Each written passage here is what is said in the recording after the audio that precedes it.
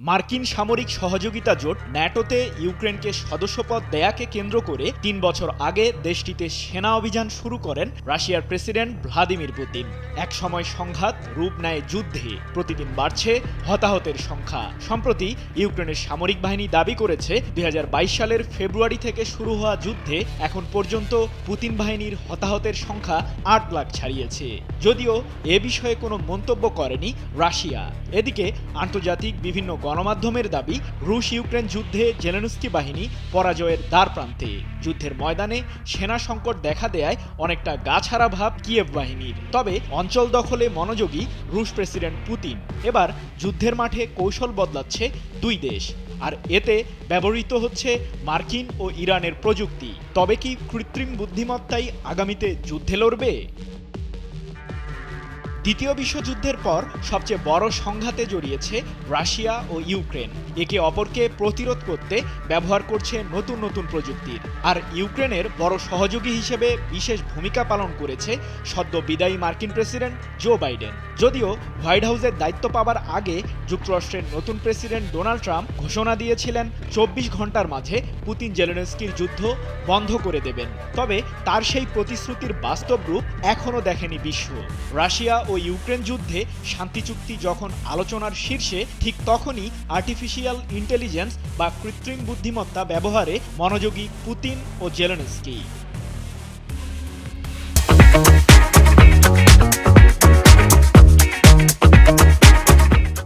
৩ বছর আগে যখন যুদ্ধ শুরু হয়েছিল, তখন ইরান ও যুক্তরাষ্ট্রের বিজ্ঞানীদের উদ্ভাবিত প্রযুক্তির সাহায্যে তৈরি কামিকাজ ড্রোনকে চূড়ান্ত অস্ত্র হিসেবে বিবেচনা করা হয়েছিল।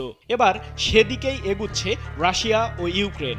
সম্প্রতি যুদ্ধের ময়দানে সেনা সদস্যদের ক্ষয়ক্ষতি এড়াতে ড্রোনকে প্রধান অস্ত্র হিসেবে ব্যবহার শুরু করেছে দুই দেশ। এতে সেনাঘাঁটিতে বসেই স্বয়ংক্রিয়ভাবে শত্রুপক্ষের আস্তানায় হামলা চালাতে পারছে পুতিন ও জেলেনস্কি বাহিনী। ২০২৪ সালের মে মাসে যুক্তরাষ্ট্রের সহায়তায় কৃত্রিম বুদ্ধিমত্তা ব্যবহার করে তৈরি করা ড্রোন ভি-ব্যাটের পরীক্ষামূলক হামলা শুরু করে ইউক্রেন। মার্কিনিরা যার নাম দেয় MQ-35। এই মডেলের ৫টি ড্রোনকে নিয়ন্ত্রণ করতে নিয়োজিত থাকে মাত্র একজন অপারেটর।